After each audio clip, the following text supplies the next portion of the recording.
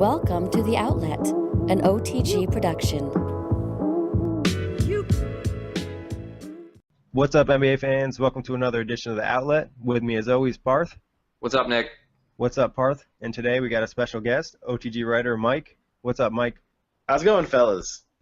We're doing good, ready to get into these rankings, and today at number 8, the Chicago Bulls. Before we talk about the Bulls, here's a clip from last season. Dunleavy looking, finds Rose. Rose trying to get open, fires away. Bang! It's over! You know, when Rose hit this shot, I could have swore the Cavaliers would have been defeated by the Bulls in the second round. And then the next game, LeBron ripped Chicago's heart out with his buzzer beater. But I really, really thought Chicago had everything going for them to win this series, and unfortunately for them, they came up short. Yeah, it was a big moment for the Bulls, big moment for Derrick Rose, just because he's coming off all those injuries. You want to see him shine. He hits his shot, puts the Bulls in great position in the series. But like you said, LeBron comes through for the Cavs. I've been a Bulls fan my whole life, and I never missed playoff games. And this is like the one I had to DVR. And I was at a show that night, and I should have just turned my phone off. And all of a sudden at 10 o'clock, my phone just starts blowing up with text messages from my dad. And I didn't know what happened, so I got a chance to go home and watch it. But that was just knowing something was going to come. I kind of glad that I knew something big was going to happen, because I couldn't have handled the stress watching. True, the late game drama. But let's talk about this ranking. You guys think this is a fair ranking for the Bulls? Yeah, I'm not going to put them in the upper echelon of the NBA. I mean I guess the bottom part of the upper third. Yeah, it makes sense. Sure. Yeah, I mean, they have a lot of injury concerns. A lot of guys on their team get injured a lot, but they probably are the second best team in the Eastern Conference as of right now. We got the Miami Heat crawling up right behind them, though. Yeah, I'm good. I'm good with where Chicago's at. They returned most of their players. The only real difference is their coaching change. But I think with the roster that they currently have, they're a solid team. Yeah, they definitely have a nice amount of talent. Like I said, injuries just a problem for them. But let's talk about the key returners. You got Derrick Rose, Paul Gasol, Jimmy Butler, Mike Dunleavy, Joakim Noah, Mirotic, Tony Snell. Who do you think needs to have a big season? Well, I mean, Butler has to continue what he did last season. I mean, the story with Rose all the time has got to be Rose has to be healthy.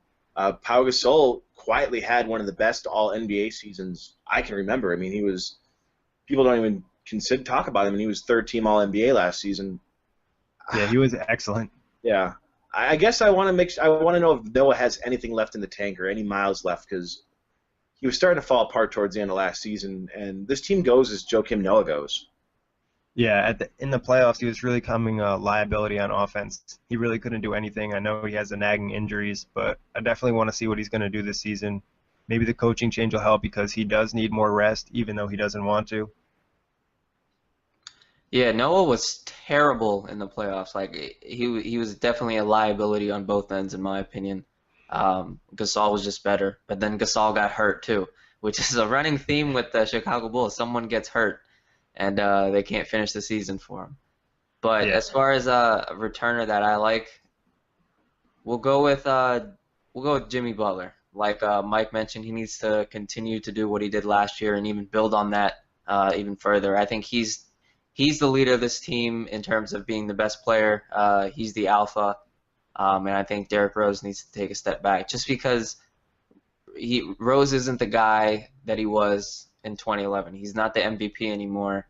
I don't even think he's a top 3 point guard in the East at this point, just because he's hurt all the time, inconsistencies, and he still tries to play with the play style he had back in 2011. So he'll go one game where he does that, and then the next game he'll shoot 6 or 7 terrible looking 3-pointers.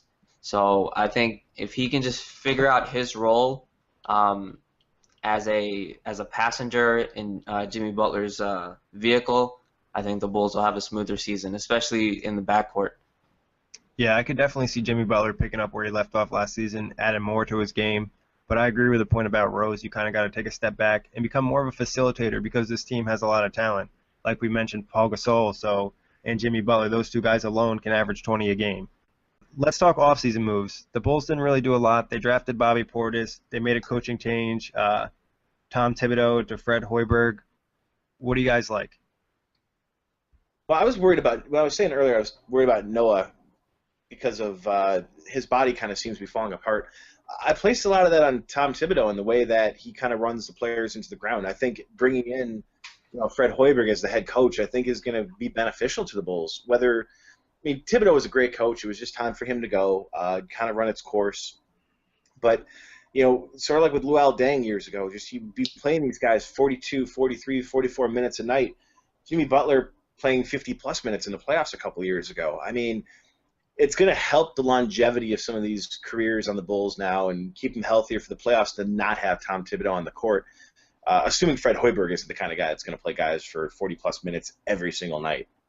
Yeah, and it's a new face, a new coach, different stuff. He could probably help him maybe a little bit offensively. We know Thibodeau was a great defensive mind. Offensively, he wasn't always that great. And like you mentioned, he killed his players' bodies. I don't know how many injuries they've had, but I would say a lot of that falls on him. And knowing you have players that get injured a lot, you think he would take a better route than what he did. Yeah, and it's a perfect time for the change too, just because you have Jimmy Butler where Derrick Rose was maybe in 2010-ish, right before his MVP season. Not saying that Butler's due for an MVP year, but you have Jimmy Butler where Rose was before he became the superstar that he is. And you don't want to ruin that. You don't want to have Thibodeau there and run Jimmy Butler into the ground before he can even shine in that sort of superstar role that he could potentially have. And then you also have older guys like Pau Gasol who need to extend their careers even further, and Thibodeau's not the best guy for that. And then you have Joakim Noah, who's been hurt. And basically the entire roster is made of glass and has been hurt. And so I think the coaching change will be a step in the right direction in terms of longevity of these players. Yeah, I definitely agree with that.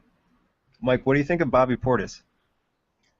I was happy that the Bulls got him where they got him. I had him in a lot of projections. I was seeing him as a late lottery pick, at best. And for him to fall all the way to the Bulls, I'm excited about it. The Bulls have a plethora of good big men on the team, but Portis has a youth. I mean, even when Taj Gibson came into the NBA, he's only in his fifth year in the NBA or sixth year in the NBA, but he came in when he was 25.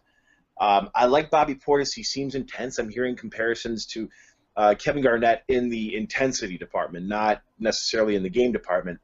And I kind of like that the players around the team and the media have started to refer to him as Crazy Eyes Portis.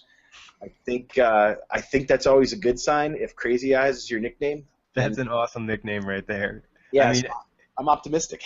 Yeah, and anytime you get compared to Kevin Garnett intensity-wise, that's awesome because Kevin Garnett brings it every single night. Any player that plays hard, a fan can definitely enjoy that. Mike, where do you think Bobby Portis will get majority of his minutes this season? Do you think he's a prototypical power forward in the league, or do you think is he a 3, or is he like a fringe 3-4? I'm not exactly sure how Fred Hoiberg is going to handle with rookies. I mean, if it was still Thibodeau's team, I could see him going and getting 5 minutes a game. I'd like to kind of see him be able to spell Noah for periods of time, and whether that means you want to go small and maybe have Gasol at center, or even bring in Taj and just kind of go with 2 power forwards. I'm not exactly sure. I guess that's one of the things I'm going to be looking at closely during the preseason. Is where they're going to kind of wedge Portis in. And I think if he does get a good amount of minutes early in the season, it says a lot about him because they have Mirotic as well. So they have 4 good big men probably, and if he's able to get minutes over some of those guys, it says a lot. Yeah, that's my only concern with Portis. Like, there are a lot of people in front of him, a lot of proven players, and so I'm not sure if he'll get the burn that he needs in order to make a significant impact. But he seems like the type of player, like you guys mentioned, Crazy Eyes, that could come in the game immediately and have an impact in just spot minutes just because he plays so hard. Probably can get a loose ball or something like that. It would definitely give Matthew Dellavedova a run for his money in terms of dives on the floor per game. Maybe both of them diving at each other in another playoff matchup. That'd be interesting. But let's talk X factors for the Bulls. The answer is always Derrick Rose. I mean, ever since he's been this injury-plagued former MVP. The other guy, I mean, I hate to keep coming back to the well with Joakim Noah, but Noah's been the pulse and the heart and the soul of this team for the Thibodeau era. And if he's not back on the court around 100%, or if he misses significant stretches of time this season, then the team's going to have to find a new identity. And that identity may have to be, Jimmy Butler and Nikola Mirotic, this new breed of Chicago Bulls that kind of have to carry the torch forward.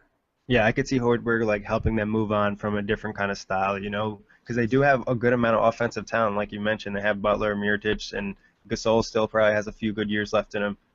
But I'm going to go with my X factor as overall health, because like we mentioned a million times in this podcast already, this team has had a ton of injuries. Derrick Rose has missed a lot of time. Pau Gasol has missed a good amount of time. Noah's missed time. Everybody's missed a few games here and there. So I want to see if they can stay healthy, because if they're healthy, they can compete with anybody, like they showed last year. They were doing well against the Cavs, then Gasol gets out, and it's a different series. Great. I'm happy that you guys picked different X factors from me, because health and Derrick Rose are two easy ones. But for me, I'm going to go with the front court. Just because we've heard rumors, and I don't even think they're rumors. I think they're confirmed by Fred Hoiberg that Joakim Noah and Pau Gasol both aren't going to start this upcoming season. So who plays a starting five? Who plays a starting four? That whole dynamic, I think, will be my X factors. If they can figure out a solid rotation and something that works, keeps everyone healthy enough to play through the postseason, I think that'll be the biggest X factor for this team. But as far as that goes, Mike and Nick, who do you think should start in the front court, and who do you think should finish games? I mean, if I personally had to pick, and I had to pick between Noah or Gasol, and I'm not going to start both of them because that's what Hoiberg said, I would start Gasol just because I think he's the better player at this point. Even he's older, but Noah just hasn't been able to prove a lot last season. Yeah, I think that makes sense. I think the important thing is more of who's going to finish the games. And in the playoffs last year, we were watching Noah sitting on the bench for long stretches in the fourth quarter. I wouldn't be surprised if we end up seeing Gasol and Taj as the starters towards the end of the season, as well as the finishers. I'm holding my breath just to see how Noah looks early in the season before I can definitively say, but I'd be leaning Gasol. Yeah, I heard actually a few rumors. I mean, I heard them a little bit last season and over the summer that they possibly are looking trading maybe Noah or Gibson, just because, like we mentioned, their front court's a little bit overloaded. Well, Noah's he's a free agent after this season. This is his last contract with the Bulls, and as much as I loved watching the guy play and how jarring it'll be to see him in a different uniform, I tend to think this is it for Joakim on the Bulls. So maybe they trade him. I just don't know what his value is, but you're not getting anything in return for him after the season. But if he can help him this year, I'm fine holding on to him for the rest of the season. Yeah, Right. I'd keep the roster intact if you think you can truly win a championship or at least get past LeBron. If you can do that, I think you keep him. But if, let's say, who are the front office heads in John Paxson and Gar Foreman. Yeah, if Paxson and Foreman don't think that it's possible to get past him, why not move on from Noah? Give more minutes to Portis, Mirotic, and see if you can get something in return. Yeah, I mean, I really like Mirotic, and I think with more time and adjusting to the NBA, he had a great rookie season. He could do even better this year. But let's talk best case scenario for the Bulls. Best case scenario, lose in 7 games in the Eastern Conference Finals to Cleveland. I mean, there's no case that I can see them getting past Cleveland. So, best case scenario, they somehow are in a close ball game in Game 7 in the Eastern Conference Finals, finishing second in the East. Yeah, that's a fair best case scenario. I'd probably agree with that. It's going to be hard for anybody to get past Cleveland. The Bulls would have to be fully healthy. Their best chance was probably last year, and they missed out on that. Yeah, I'm not gonna go for such a depressing best case scenario like you guys just did. I'm gonna say they can beat the Cavaliers. That's their best case, but it'd have to be a situation similar to last year where Cleveland's down a superstar.